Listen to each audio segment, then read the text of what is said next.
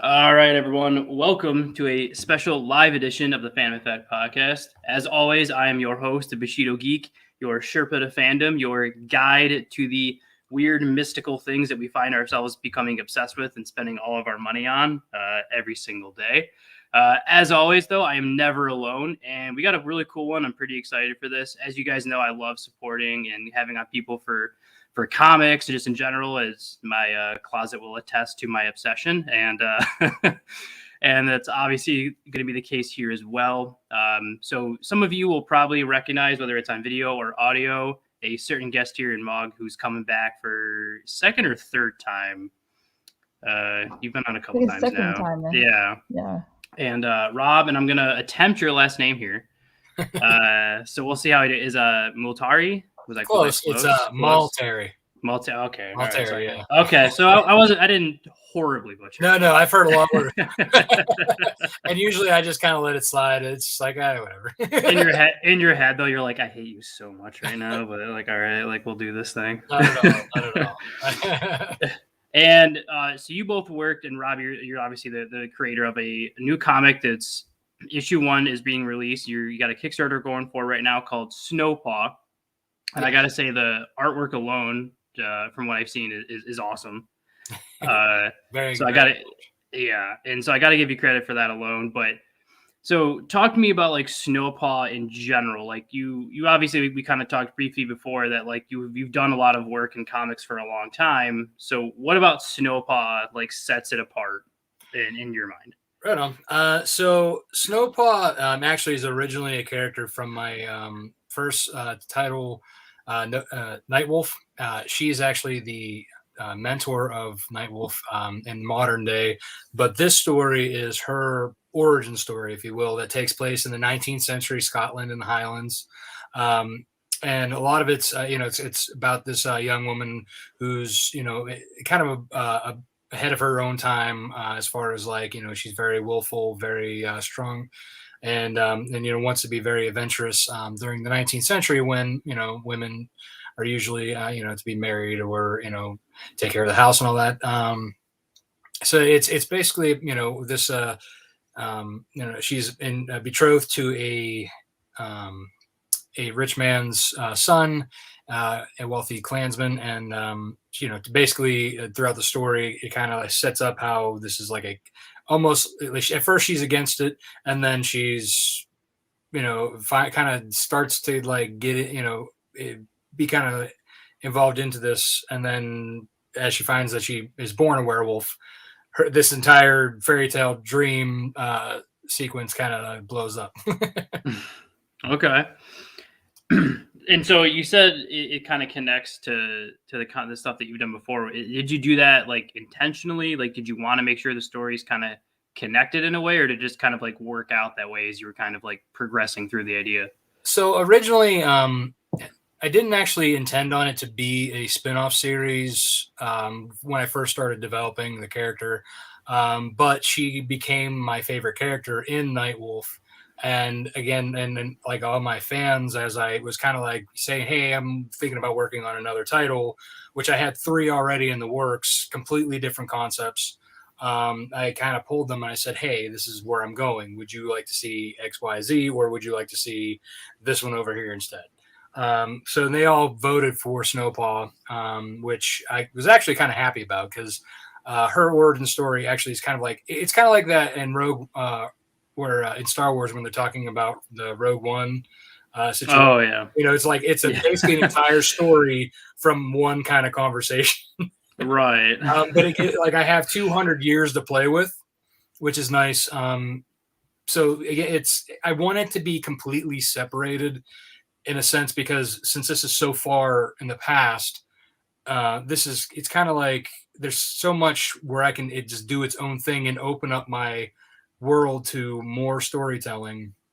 Whereas like with Nightwolf, it's basically stuck in this one area for the first 12 issues before he starts to explore.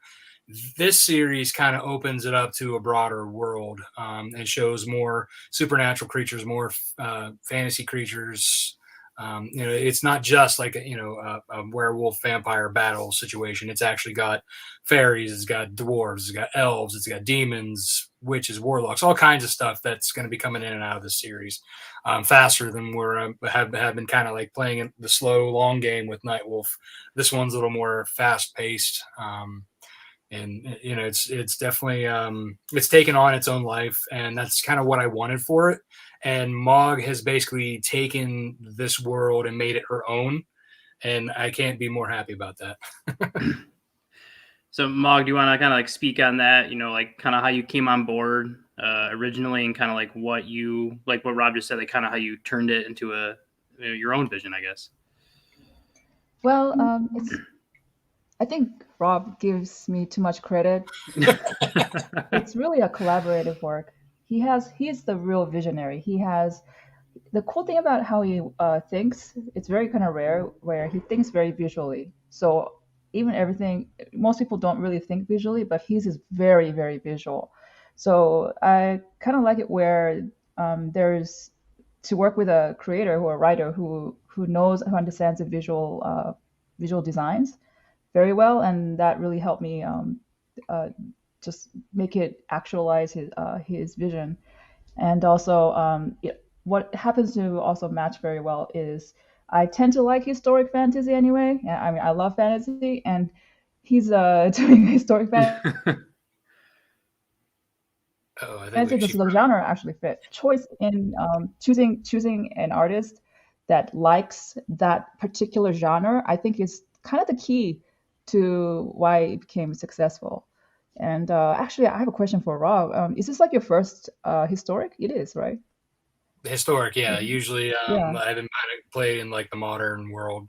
So this is my first stab at historic anything, really. Did you ever plan to do a historic, or it just kind of came out of nowhere? Well, I've always been a big history buff. Anything World War II and earlier. Like basically after World War II, I'm kind of like me, but that and all like back to further on, like I'm a big history buff, and I've always loved history in school, even in elementary school, which isn't common. Because like it's like they tell stories, you know what I mean, and it's and I find it more interesting than like modern day battle when it's just you're either blowing stuff up or shooting things, right? So. I think there's also something more interesting about people on a battlefield or fighting with hand-to-hand combat rather than from afar. Yep. Yeah, there's kind of like an art to it versus, like you said, just pressing a button and then the giant area blows up. Yeah, exactly. Like, all right, well, that's all I had to do. So. I do know what you mean though, Rob, about history. I grew up with my brother and my dad are both history teachers. Well, my dad was a history teacher. My brother still is a history teacher. So I grew up loving history. So for me, it's like feudal Japan, and I did martial arts. I did MMA for like 5 years, and this gym that I trained out of in Detroit was like straight out of Rocky. I mean, it was on the 3rd floor of this like dusty building that I had no idea was on the other floors, but we were just on the top floor, and everything was very like we trained under like samurai codes and stuff, and like. So it fit me perfectly. So I know what you mean, where it's like you get like lashed on to like old history. And so with you, kind of like your first foray into kind of like historical comic, did you use anything in particular to try to like prepare for that? Like, did you research anything, or were you kind of just going off of like your own obsession with history? Yeah, I think so. I mean, I knew a general idea of like the Scottish heritage. I'm a little bit Scottish because like I'm like mixed. I'm a mixture of like 11 nationalities. So like I'm a wee bit I'm a wee bit Scottish, if you will. So I have a little bit of I love the brogue and kind of like all like that, just listening to it. So I kind of have like a mild obsession with it. Any movie I've ever seen with it, I get sucked into it. So like basically when I picked that date and stuck with it, I was like, okay, I kind of have to learn now about this time period, and wanted to make sure that I did it right, because obviously if I did the same time period or if I watched Outlander, which is like 200 years prior to like what I'm doing, I can't have the same kind of situations, you know what I mean? Or like same kind of like, you know, stuff like that. So however, I did watch Outlander just so I could make sure that I got like a lot of the accents and dialogue kind of right. Okay. So I wasn't just like going in it blind. Because I don't know if you know, but I'm dyslexic. So the irony of that, being a writer, I know. But it's for me to be able to read a lot of things. I have to hear it and kind of recognize what the words are, to kind of like get it right. So like for me, it's easier to hear it and know what they're saying and kind of like talk. So that part of being the visualizing is also playing it out in my head and hearing what they're saying as I'm writing. And I also was really big into like Chris Claremont's writing for like the X-Men and Excalibur. So like he wrote a lot with like Irish and Scottish characters, like with Banshee and then Moira MacTaggert and Wolfsbane. So I had a lot of like how like he would write, you know, basically influenced a lot of like how the dialogue is into my scripts. It's very similar how he would write it out, just because for me, like being able to visually see that, I can be like, okay, that's what it sounds like from what I'm hearing and what he's putting down. Now I have something to relate to, you know? Right. But yeah. So as far as like learning the 19th century stuff, I basically just said, hey, you know, I Google searched 19th century Scotland and I read about, you know, the industrial age during their time, the potato famine, you know, the farmers leaving the Highland and, you know, stuff like that. You know, and the industrial age is coming in and you know, basically at that point, they have already become a big part of England. You know, they weren't, so they were part of Great Britain. They were the whole Jacobite rebellion had been squashed like years ago. Yeah. So, I mean, it was at that point, it was like they were basically Great Britain, just, you know, with different accents. Right. So you said something that like kind of brings up just a unique question that I'm just curious about myself. You talked about like accents, making sure that you were translating that right to the right page. And I've read enough comics where I know the thought process you're thinking behind. So wait, how do you translate that when you hear an accent? How do you bring that to an actual page where you know that someone reading it is going to hear the right accent that you're going for versus like kind of just like reading it in a normal voice? Right. So like there's a lot of like when you're doing like a Scottish accent, they cut off when you're saying an ing, like an ing, they don't have the G necessarily. It's in, you know, like breathing.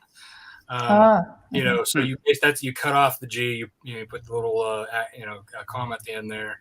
And or like when they say ye instead of you, or you know, yar, so it'd be like a y-u-i-r. Same, and they, you know, they obviously when the O's are longer, instead of about, it's a boot. So you just make it, you know, like, it's a boot. You know, you talk a boot. Not far yet, a little bit now. So yeah, I mean, a lot of it's kind of. It's funny when I'm writing it because like sometimes I have to like actually actually say it out loud to get like the sound right to be able to put it in there, and then and also there's I found a Scottish to English translator. You kind of make up a little bit, but it's actually completely, so it's almost like a completely different language if you do exactly what it's doing. So I kind of take away the words that are less common and I'll keep the ones that are like still look like a common word, like a boot.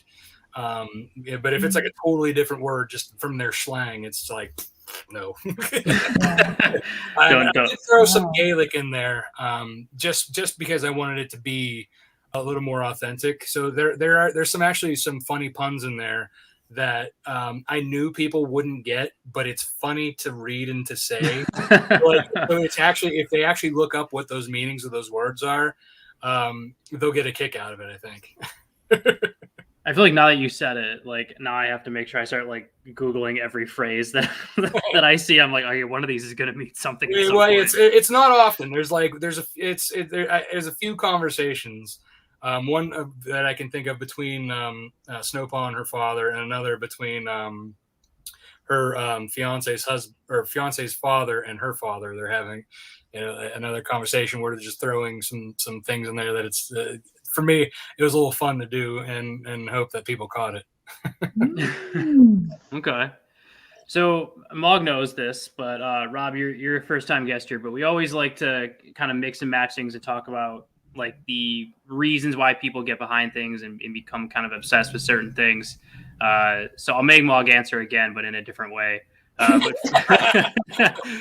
for you, Rob, obviously, like you said, you've been doing comics a long time. This isn't your first rodeo into doing a comic. Where did this all start with comics for you? So again, it goes back to my dyslexia, and I'm also ADHD. So in school, when I was in elementary school, I was struggling with reading, and my mom basically once I was diagnosed dyslexia and ADD, she came up with this idea of, okay, well, he likes cartoons, he likes these superhero characters, let's try comic books because the word bubbles break up the sentences, so it's not like a giant page full of text, right? So it's broken up enough where I can get into the context of what they're saying, and it's not a lot of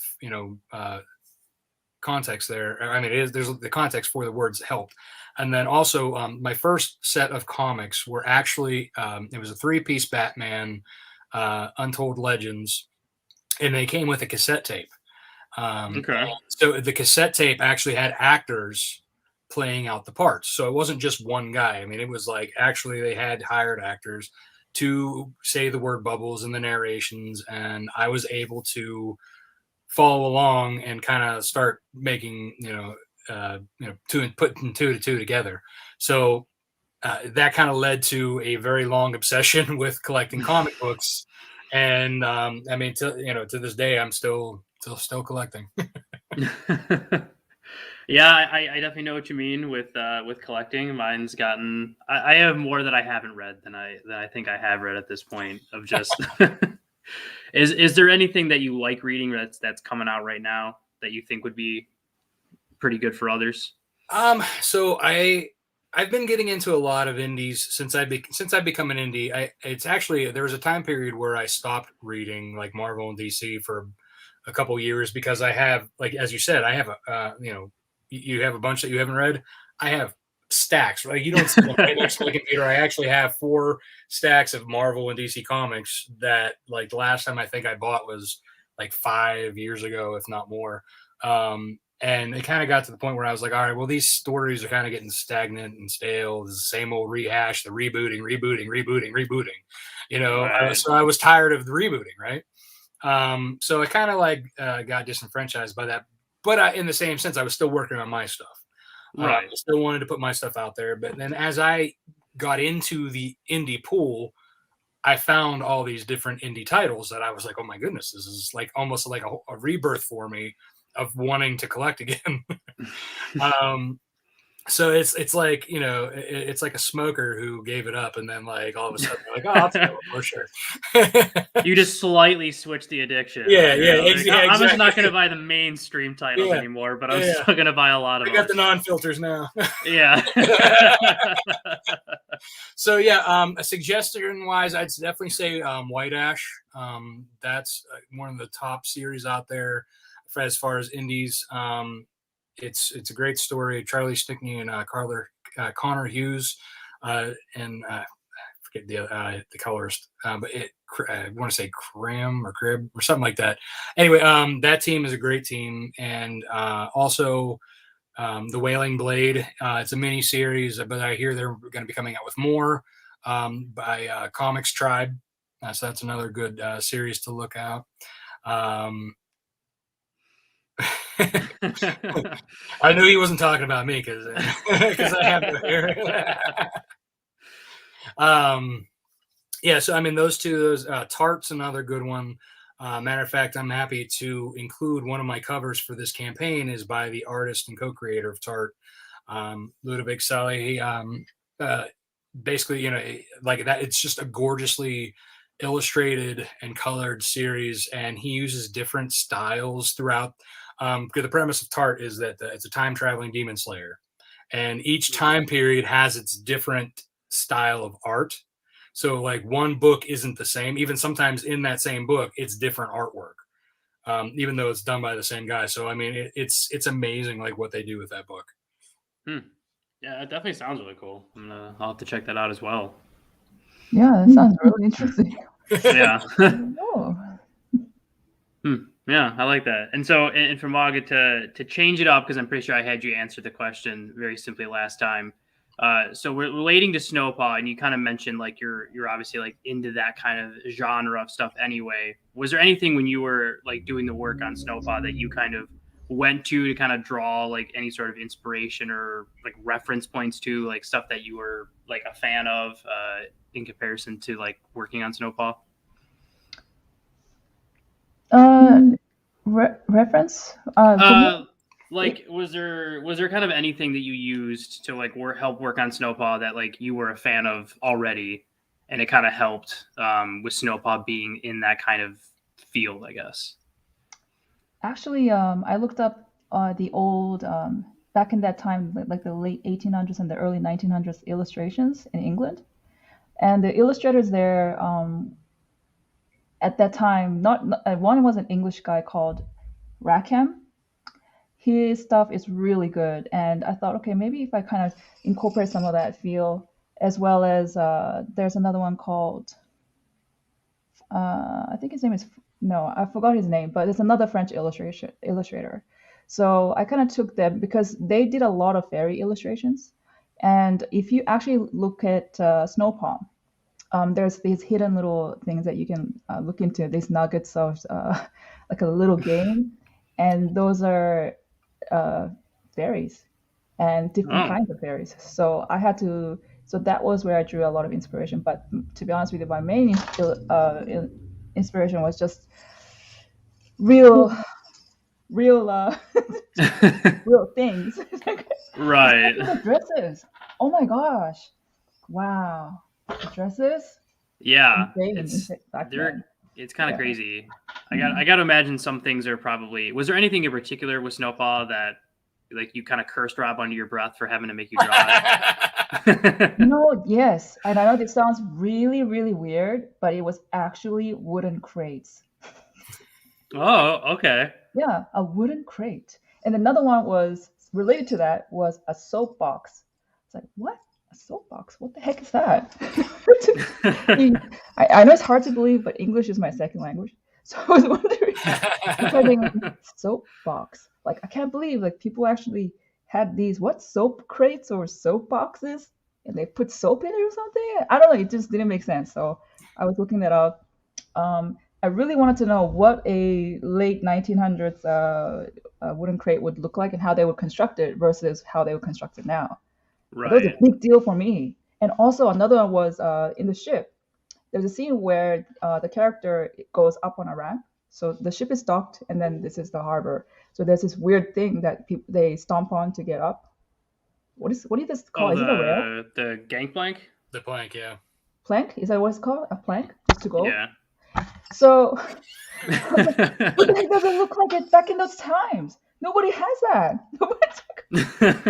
Yeah, I'd imagine like unless like you see like I think ramp or gameplay they it's harder like I think now because like even when I was looking for like reference examples for you, like there wasn't a lot of like those examples like unless they were like just really poorly illustrated. Yeah. So like I even tried looking in like movies and stuff, and they typically don't show. Well, yeah. Oh, yeah. You kind of like see him step, and then the next thing there's. Yeah, exactly. And I'm like, but like I had a very particular vision of like how like the villain like was coming up onto this ship, like. I did look at a lot in Pirates of the Caribbean. I actually looked at a black ship. No, Black Sails. Is it called Black Sails? Yeah, but I think Curse of the Black Sails. I think yeah. Oh, even Minecraft. Okay, Minecraft. Okay. So at the end of the day, I said, okay, if I had to make it and I'm there, I would construct it like this, and I'll stack it like this and that. So I created it. Yeah. So a unique creation of Mog, this 19th century, 19th century gameplay. the damn crate and the gang. Those are the ramp. The ramp. More than anything. Okay, I know it's laughable. I take it seriously. So Yeah, that's a lot, right? So Rob, next issue, all ramps and crates. No. I'm thinking, like Actually, I'm gonna find yeah, harder do things. I know how it's built. there would have been a show. I don't know if either of you came across it. There's a show called Black Sails. Yeah. I've heard of it. That's Yeah, what- Shows on Star, yeah. yeah, I've heard of it. I haven't gotten into it, but I've been trying to get my wife to like watch it with me, but she's like, no, that's one of the ones you can watch. And you know, between like her and the kids, I don't really get to watch what I want to anyway. So Yeah, I know I how don't that know is. how you could stomach through Outlander because that's like romance. How do you stomach it? I don't mind romance as much as there's at least fighting and action in it, but there are moments where I'm like, okay, come on, let's get this moving. But it did actually kind of help too. Like, again, I have a little, like, I have 2 older sisters, so I have seen a lot of romance things growing up while they would be watching. Because again, the 3 of us had to fight over the TV, so I couldn't always get it.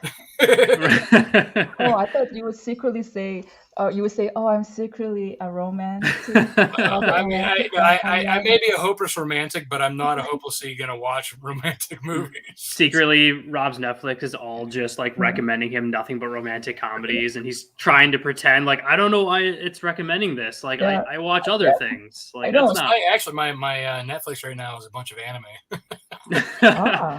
Okay, well, yeah. I mean, if we're getting onto this, I don't think we're going to talk about Snow Paw again. Yeah, let's not go down that rabbit hole. Later. We'll have you on again and just talk about anime, Rob, because I actually did just start a new podcast on anime. Oh, nice. So, so when it comes to like your work in general, and when you're looking at Snow Paw in the future, what do you kind of do to make sure that you're not necessarily like rehashing like the same thing, but like how do you in your own mind keep things fresh when you're writing new issues? So whenever I was writing this one, I consciously was thinking about how I could make it different as I was doing it. Even like the first pass, I felt that it was a little bit too similar to other things, so I purposely would like basically cut things out and rework to go in an opposite direction. And I think that kind of helps with like the twists, especially because then as I'm writing it and be like, okay, that sounds familiar. Let's totally twist this around or change it or something. You know what I mean?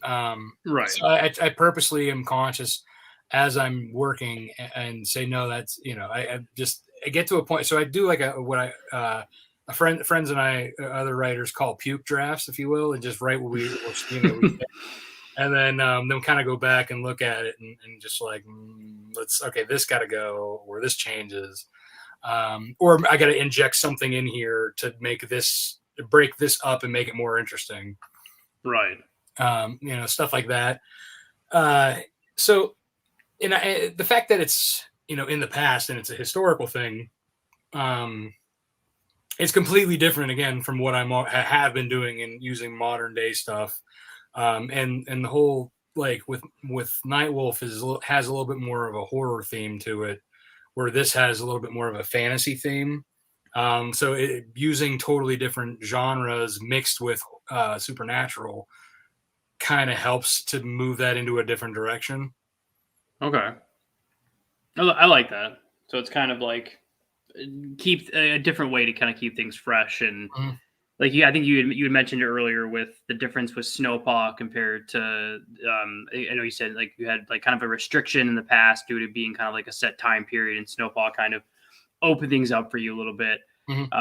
So obviously you don't give away too much about what's going to happen in the future for Snow Paw, but do you plan on like really kind of exploiting the time frame that you kind of given yourself? Yeah, so there's a lot that happens between the beginning of the story and where things are happening in Nightwolf right now. And like right now, Snow Paw is like almost a completely different character. Like they're not really like if you don't even read Nightwolf, it doesn't even matter because like everything that happens in Snow Paw has no relation to it whatsoever, except for the fact that they're werewolves and they're born that way. And there's like that's like the one similar thing to it. Then whereas like in Nightwolf, like again, she's 200 years older, has experienced life, more than a normal human would. So she has her up, she has her down, she has her loss. She's experienced love, she's experienced heartache, she's experienced death, loss, all that kind of stuff to basically put her into where she is in Nightwolf. This is my way to tell this story of everything that's happened to build this character for in the modern day, so I can tell the story until I get to from point A to point Z. Okay, I like that. It's like a good linear route of kind of connecting everything. And I think I'm gonna throw Mog under the bus here a little bit with a question. No, I'm just kidding. Just a question. Normally, I always like to ask, like the creator, like Rob, like what would you personally, like to see from the future? But since obviously Rob, you have a good idea of kind of what you want to go with it, I want to ask Mog, like you've worked on Snow Paw, and you've kind of obviously gotten to know Rob for a little bit. What would you like to see Rob do with Snow Paw? Oh, he already knows. Oh, he does. Okay. Yeah. Lion. We have a lion. There's a lion in there. Different wares. But you know what? What's really, you asked that question to Rob about, how do you make it different or fresh? And I have to say, I'm very particular about wolves because I love wolves. Okay. So even werewolves. And every time, we see like those classic famous movies, Underworld. Yep. Whenever anything that features a werewolf, they just don't do it right. It's almost like they make it a little bit too grotesque. So it always or sometimes it's like too hairless. It's like you just feel like a leather guy with a bunch of hair. Yeah, like weird, Yeah. So, and then when he asked, "You want to do this with me?" and I'm thinking, "Oh, please don't. Please don't go that way."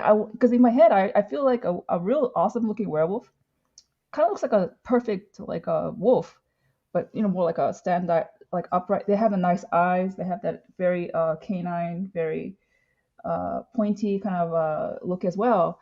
They just look very elegant in a way, or in a way majestic. I don't know how to express it. So when he said, "Let's visualize this," I want to get this look down right before we even go into the interiors. And then when I was going back and forth, at first I thought, okay, he's gonna want like typical what you're used to, Marvel, like superhuman comic, yeah, just like muscular and bulked up.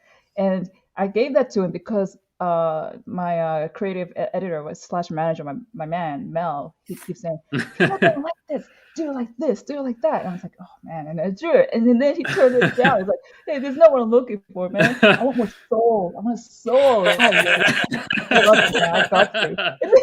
So we go back and forth, and then we finally created that. And then that's one of the concept pages that he actually has on his Kickstarter, and that page already sold. But it's that kind of look, and that aesthetic itself is different. So his werewolf is the only thing I would say, for me personally, of all the comics, of all the genres, is his vision of werewolf. Yes. Yeah. See, like that. There you go. Thank you, Rob. Yeah. All right, now show us what she first sent you. Yeah, he's the one that he actually, in my opinion, he did it right. So I like that. Yeah, that's why those sessions exist. Yeah. I read him wrong. You know what?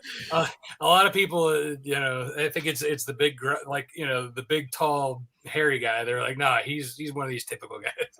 Yeah. He's gonna want what everyone wants in Hollywood. And that's just like I am one of the ones who are out there saying they're not doing it right. I'm like, I enjoy the story, I enjoy the idea of it, but I want to see something different. I like, and the closest thing that I've ever gotten to seeing the way I prefer my werewolves to be seen is in Werewolf the Apocalypse. Like a lot of those drawings in those game books are very similar to like my taste in what I like to see my werewolves, right? So, and of course, it's a game book, so it's not. There's no at the time there wasn't any comics, so it's well. Yes, I'm a Marvel stickler, but Werewolf the Apocalypse is a kind of it's a werewolf D&D style gaming. Oh, So I'm it's looking at it now. yes, Yeah. yeah. So there's a lot of like how I enjoy Yeah. things that are like for me, I wanted to see a book, a comic book series that like in the fashion that I had imagined. And when I started doing it, like this was even before I got into like the Werewolf the Apocalypse, I was like drawing these characters like this and like that, for myself. And then when I like a friend of mine in high school, like I was showing him the concepts, and he was like, "Oh, dude, that kind of sounds like this." And he showed me, and I was like, like my mind went. And I'm like, is there comics? Or is this anything? Or is there a movie? There was nothing, So I was like, no. Yeah. So it pushed me even more, to want to go down this route with this series. And so yeah, I mean that's why I have like my aesthetic when it comes to werewolves. It's not your typical what you're going to see in Underworld or what you're going to see in the werewolf movies or or The Howling or any of the other or Werewolf in London, Paris, yada yada. To me, it's a totally different aesthetic that hasn't been shown, and I think that that needs to be done. And hopefully, one day that this can be done in that fashion and as a live action, it would be amazing. Yeah. So I do want to make sure we jump into the Kickstarter in a minute, but you kind of brought up an interesting point. If you were to see kind of Snow Paw enter a different realm of media, you like what would you and kind of each of you, what would you like to see Snow Paw kind of in a more, I guess, and I guess any different media? Where do you think Snow Paw could succeed? I think it could be so. It could go one of several ways. I think it could do well as a Netflix series, but I think I would like it to be one of those kind of like The Walking Dead, where it's like it's a series on TV that gets really popular and it's also being streamed at the same time, or after like on Hulu or something. Right. Like I think that's kind of like the best of both worlds. It's not just streaming, it's not just television, it's that perfect marriage. Getting it in front of more eyes. You know what I mean? Yeah.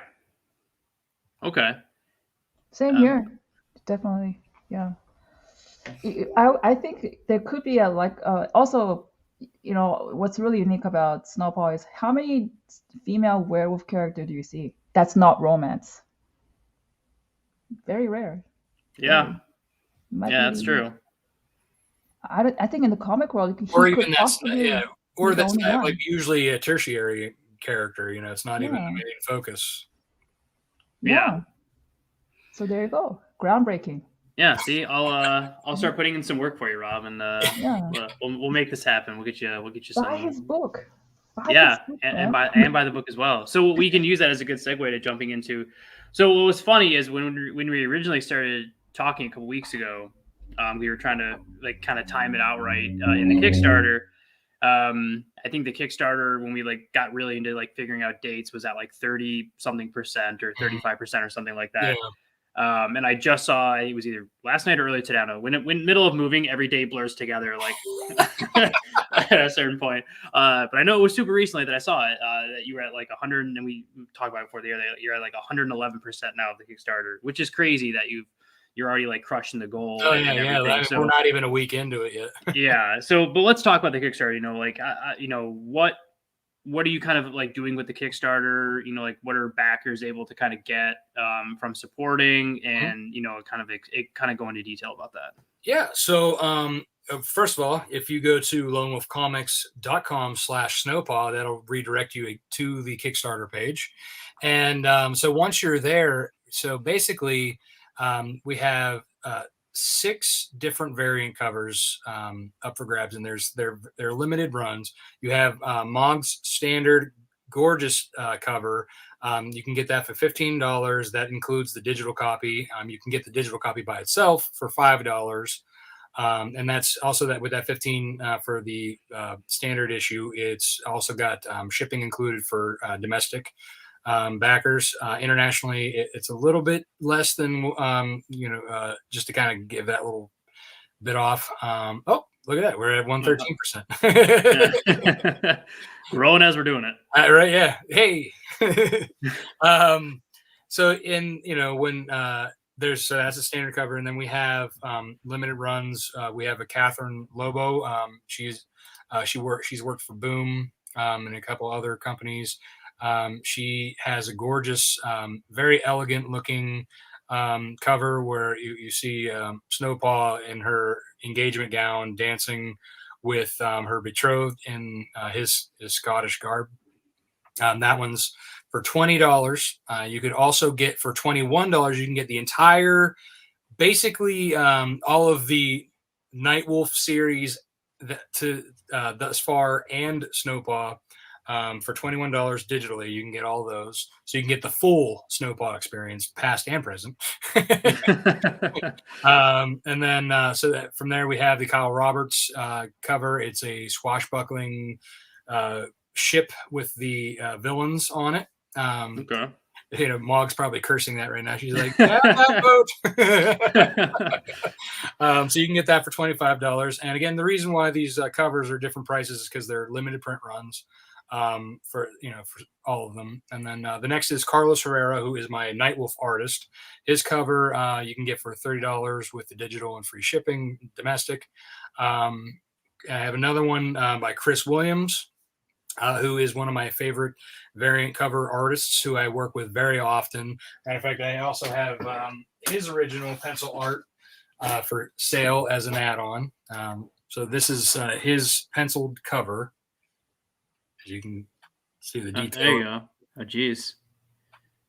I can draw a stick figure. So yeah, this is Snow Paw and the main villain Grimfang doing a little bit of a battle scene. So that's also up for grabs in the add-ons as well. Okay. But for his colored cover, it's $35. And for the one that I mentioned about the Tart artist, Ludovic, it's $40 for his, and it's kind of a bit of a tarot card looking cover. It's got like this Gaelic like kind of branches like around it, and then she's kind of holding her knives in like a yin yang kind of situation where there's like a good wolf and a bad wolf that surrounding her. So it's a cool looking tarot card cover. That one's $40. And then you could also get get a physical catch up with Mog's cover and the standard issues of Nightwolf Volume 1, which collects the first 4 issues, and then issue 5 that had just come out previously. And there's also other different variant covers of that you could pick up different.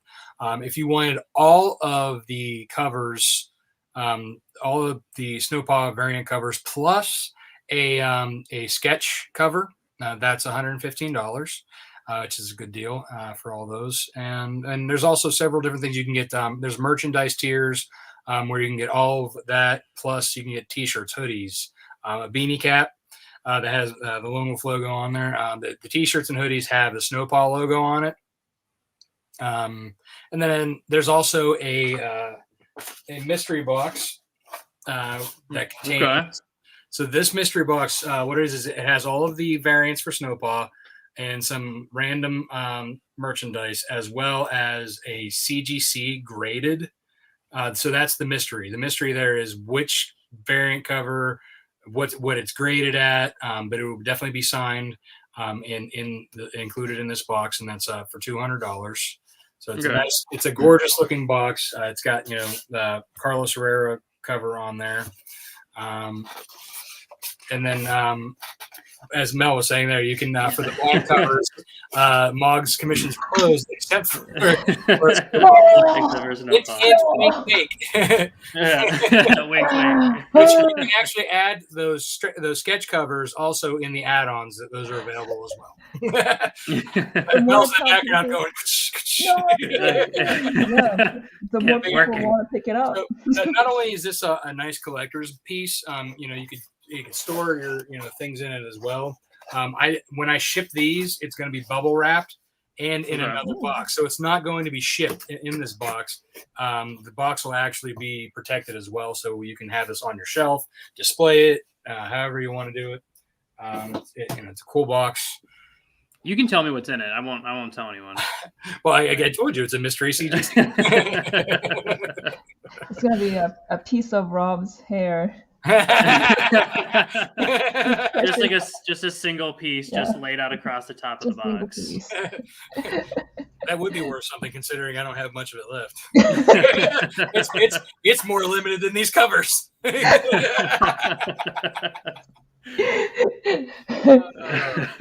right. So now that we've gone down.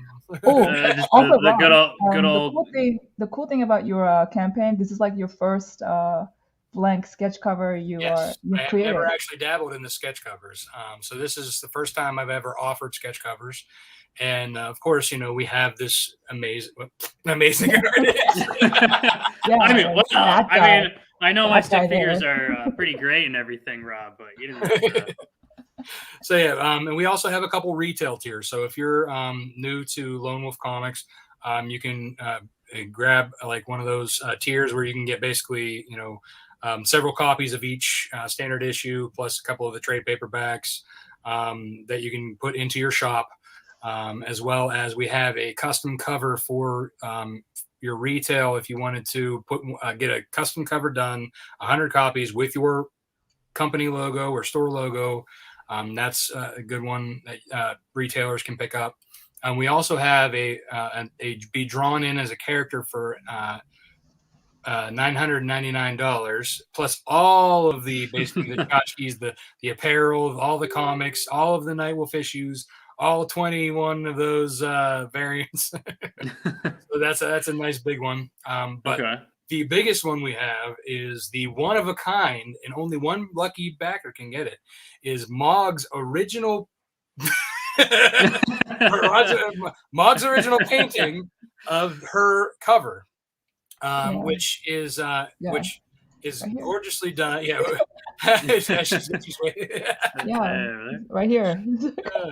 Which is it's she and Mog could tell you more about this. But yeah, she used gemstone ground gemstone paints to color this. Yeah. So you can say this is literally a jewel painting.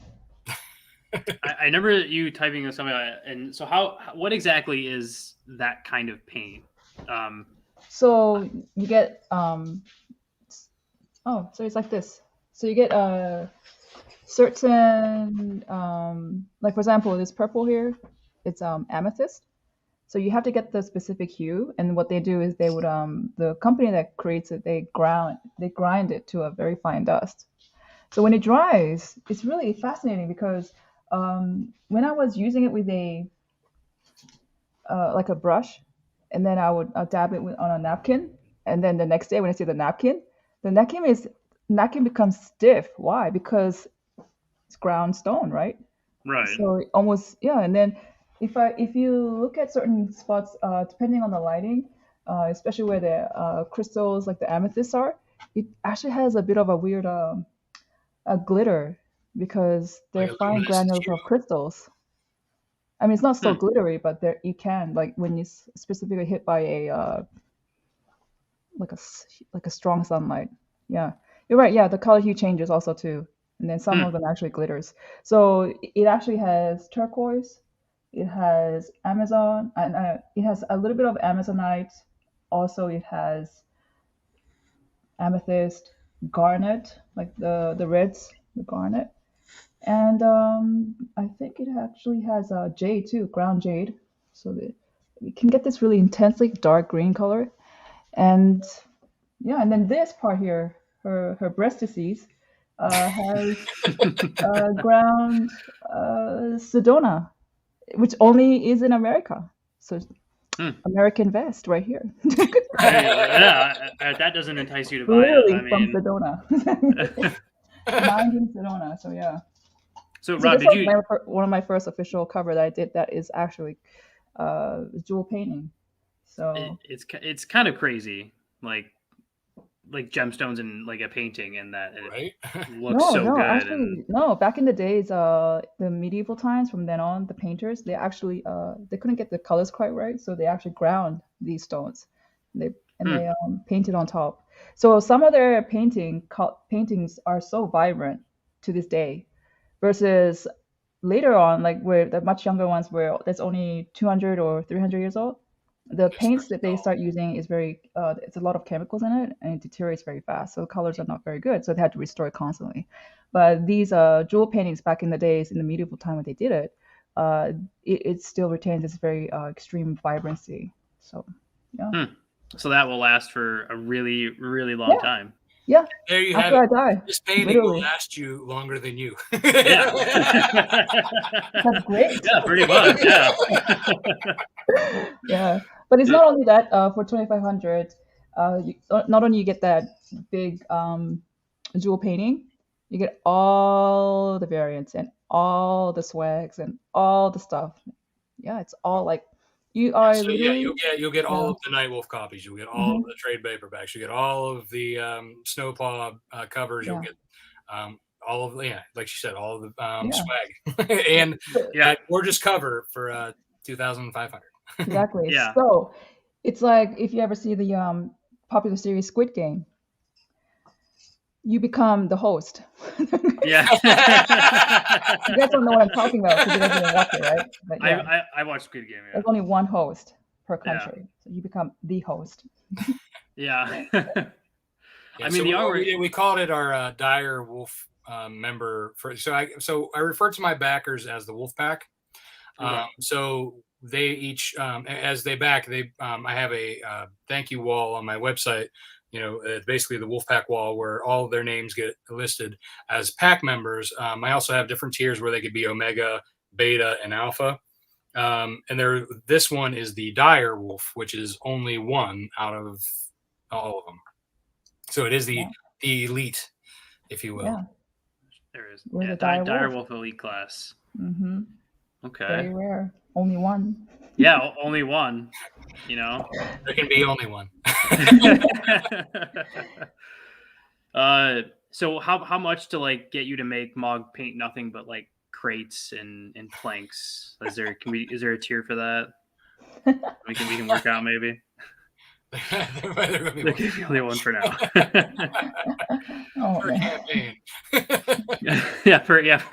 Did you know that Mog was going to be like painting with like gemstones and everything? I didn't know until after, because she had done she did a painting for my last campaign for Nightwolf. It was an exclusive stretch goal that she did for me, and I don't believe that one was done with the gemstones. It was just a regular painting, but still very gorgeous and came out very nicely.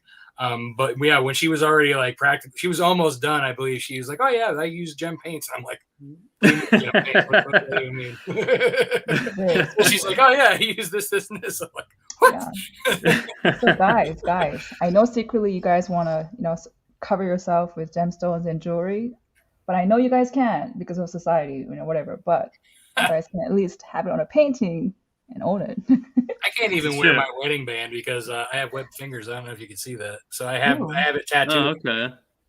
Oh, I've seen that. I've heard of the tattoos kind of before, like getting the But I actually wear my wedding band around my neck like Frodo. Okay, so for you, it is literally the one ring. Yeah, I'm the ring bearer. Yeah. So now that you've hit the one goal, are like what do you like? What can you now get done with Snow Paw for people that are out there? Like now that you've hit the initial goal of kind of the 100%. So now obviously now it can be printed, but we also have several stretch goals planned out for like book enhancements, as well as digital exclusives, as well as other type of exclusives. Gemstone one. So for example, one of the stretch goals, I'm not going to say where because I have them you have to unlock them to find out what they are. But so one of them is a UV spotting on the logo of the book, so you'll be able to so for an example of that, you can kind of see, I don't know if you can see it see the reflection on the logo here. That's like that's a UV spot printing. It's a nice little extra effect for book enhancement. Other ones will be doing a sketch book for Mog for issue 1. That'll be a digital exclusive stretch goal. as well as a few other things down the line. So basically, the more stretch goals we unlock, the more stuff people get, and more exclusives that we're hitting. Okay. And kind of like a almost kind of last question for you. Do you have a issue number in mind for Snow Paw, or is it So kind of just see where it goes? yeah, so this is this story arc is planned for 4 issues. So, but it also leaves it open to continue. So if the story arc is very popular and the series is in demand, we'll obviously continue doing it. Right. Which I don't see it being a problem. I mean, considering you're at, I think Mel posted earlier, almost at 400 backers in about a week. Right. Yeah. And like I said, I mean, at this point, I have 200 years to play with. I mean, this series can go on. I can stretch time or shrink time as much as I want. Right. Yeah. You got a lot of leeway to kind of like go crazy with a little bit and come up with some good challenges for Mog to paint, come up with some new research items and Bring it on. Bring it on. It's like a secret Rob stretch goal that like no one knows about. Like, come up. So I want to make sure we mention. I know you mentioned in the links before, but I want to make sure we kind of mention them again, and then Mog as well go over kind of the different places people can find you at. So Mog, we'll go you first. That way, Rob can kind of make sure we wrap up Snow Paw. So where can everyone kind of find kind of your work at, and if they want to follow along with kind of the stuff that you're doing? Okay, so it's mainly on Facebook, but also Instagram and then Twitter and ArtStation. And also just look for it at the end of every month on Sunday. I do something called a draw and bid. So this month's theme is Final Fantasy 14, the remake. Okay.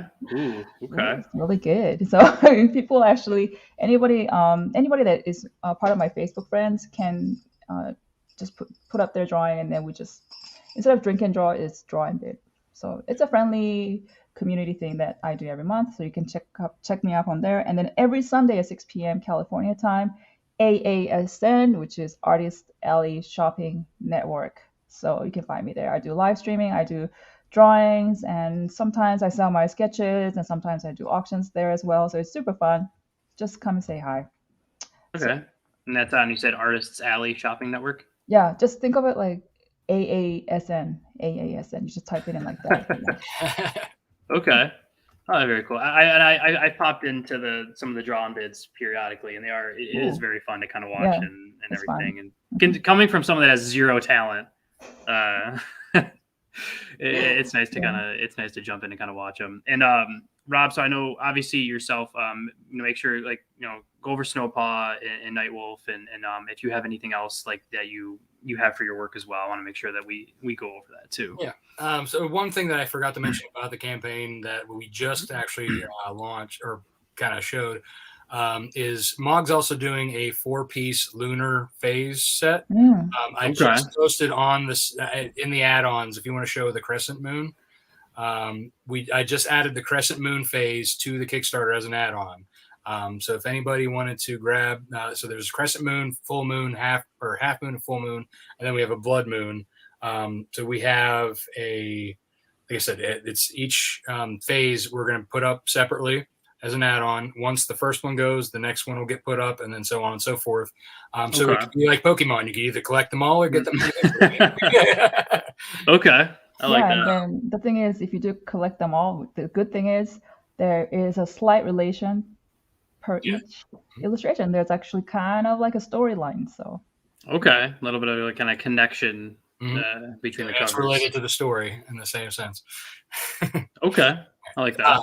Yeah. So you can Nightwolf, Snow Paw. You can find basically Lone Wolf Comics is my self-publishing company. You can go to lonewolfcomics.com. You can learn more about us there. You can find us on social media through Facebook, Twitter, and Instagram at Lone Wolf Comics. You can find me at Rob Malteri on all those. And so for the campaign, the quick link for that is lonewolfcomics.com/snowpaw, and that'll take you directly to the campaign. Okay. Awesome. And like I said, to everyone that's listening, or whether it's live or you're listening down the road, every link that's been mentioned will be posted in the description of the episode. And when does the Kickstarter end officially? So the Kickstarter officially ends on November 3rd at 11:59 p.m. Eastern time. Okay, perfect. And so make sure you guys are paying attention to that. Back it while you can. And make sure to check out everyone's work that was mentioned and buy all the Snow Paw that you can. And so Rob can do more things and challenge Mog, which I enjoy. So the more we do that, the more fun we can have. I mean, then more gem paintings, I guess. Right? I don't know. Are you worth it, Rob? I mean, I think it's gorgeous. It does look insanely good. It's pretty crazy. So I'll make sure you two stick around really quick after. We'll make sure I grab anything that I need to. But if you've made it this far in the episode, make sure you like and subscribe to stuff as we get ready to kind of wrap up here. And apparently, as we're doing it live, it's working because you went up a couple more backers there. More backers there, Rob. I won't take a huge cut out of it, Rob, but I don't know. Like I'm good with like 20% if trying to throw it out there. And I got to get back to Anne as well. I'm so behind. With the middle of moving, and this is the second show. I'm doing one more live show in about like an hour or so. I'm doing another one. Oh wow. So I did one earlier about 2 hours ago.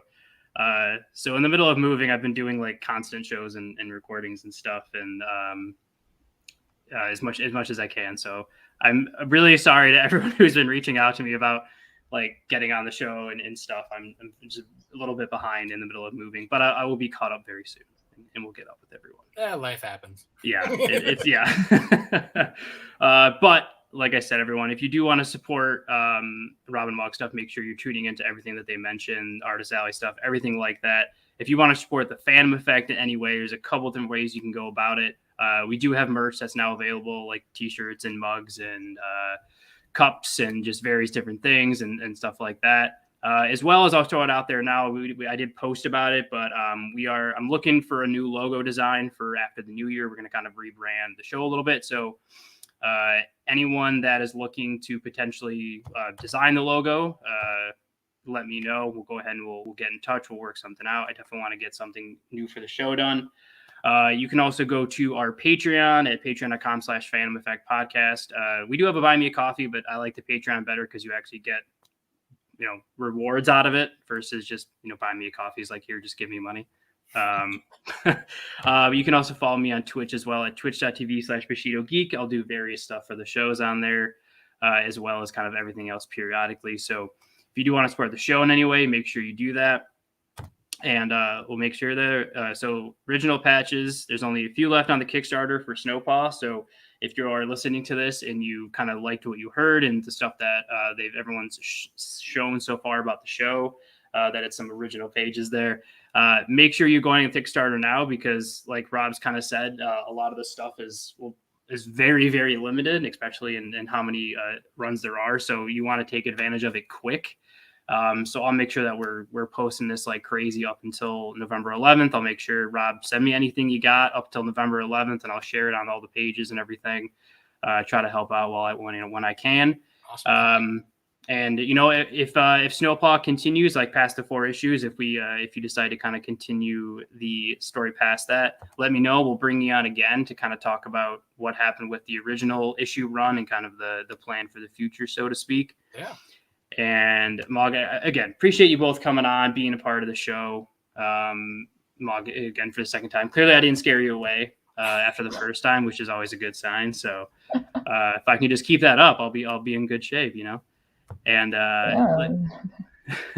no worries. But no, you didn't scare me. No, I was just doesn't scare easily. Only my husband. You don't have that kind of effect. Sorry to. It's burst the bubble. you can dream, like dare to dream. It's I'm surprised Mog didn't scare you away. Yeah. I'll be really nice, okay. Yeah, like She's the like, thing is, as soon as I hit end broadcast, the stuff that goes off is just like I just get yelled at for 10 minutes by Mog, and I'm just like, I know, I'm sorry, and then I just kind of go sulk in the corner for a while, but teasing, of course. But we'll make sure you guys stay tuned.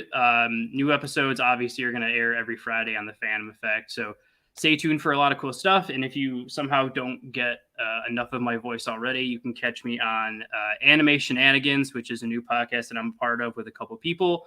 We go live every Sunday at around 10:30 Central Time. We cover anime movies, webtoons, manga. We're really trying to like dive in there, and also we're diving into the indie side of it as well. Next Sunday, we're going live with an indie manga artist, and we're gonna kind of talk about her manga and dive into that a little bit. So if you love my voice, you can tune into that as well. But I'll see you guys on the next edition of the Phantom Effect podcast, or if you're watching this now, I'll see you in an hour and a half when I have another show. So I'll see you guys. Thank you.